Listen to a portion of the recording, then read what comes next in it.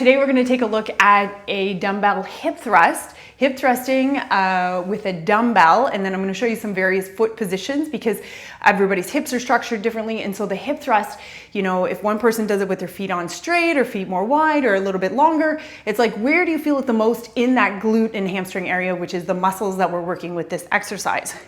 So we're going to go ahead and get in the position, upper back, shoulder blades on the bench. Feet are about 90 degrees, and we have the dumbbell here on our hips. You can also put a mat here in order to protect it if you feel like the weight digs into your hip bones, but it's in the crease of where basically your thigh meets your hips where I'm placing the dumbbell. And so when I hip thrust up, squeeze all the way back down. Up, hold at the top, look down your body, draw your belly button in, and contract. Squeeze your butt here as you hip thrust, maybe driving into the heels a little bit more. So as we're doing this exercise, we can figure out what works best for us. And two other variations that I'm going to show you here in this video is what happens if you take a wider stance. All the way down, up, squeeze, good hip thrusting, core tight, squeeze at the top, slow and controlled, pushing the knees out at the bottom, push them out, east and west. As you drop your hips down, up, squeeze at the top.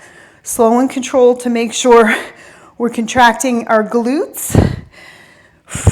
Or let's try another variation. This is your regular variation, feet on straight, about 90 degrees.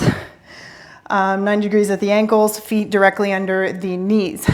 What happens if we put our feet just a little bit wider away from the body, like 1 or 2 more inches away from the body?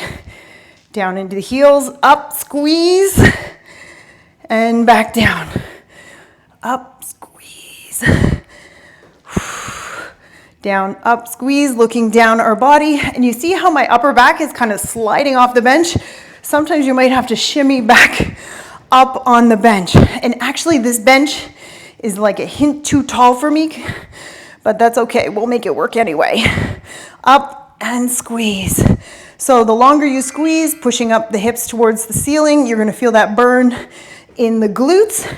So go ahead and complete for the number of reps, and then maybe try 1 or 2 of the other variations and see where you feel it the most.